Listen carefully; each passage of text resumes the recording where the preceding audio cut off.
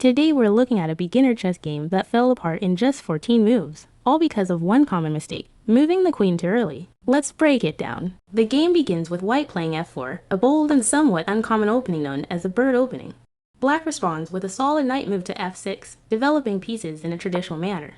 Then, white follows up with e3, a flexible choice, while black strikes at the center with d5. So far, so good. However, on move 3, things take a turn for the worse when black pushes the pawn to d4. This is where the trouble begins.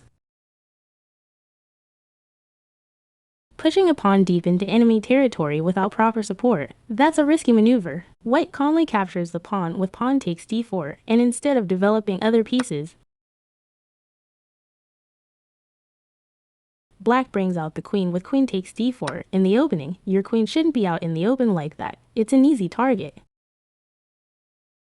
White quickly develops the knight to f3, attacking the queen. This was a mistake. The best move for black was b6, to retreat while still controlling the center. Back to the game.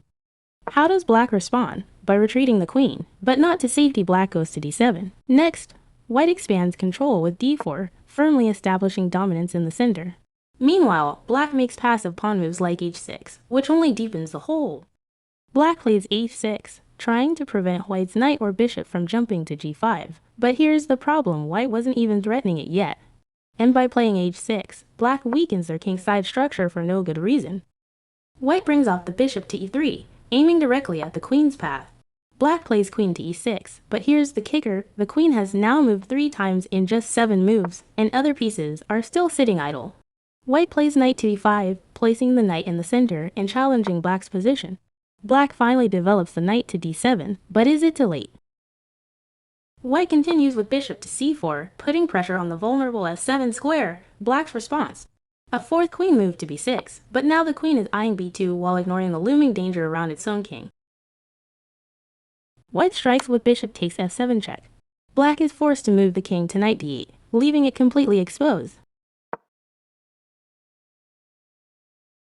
White then develops another piece with bishop to g6, increasing pressure on the king side.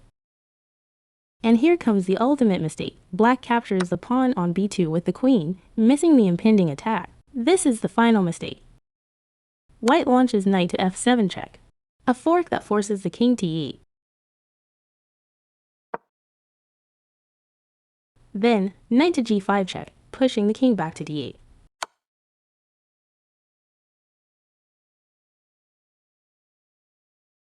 Finally, we reach the climax with knight to e6 checkmate.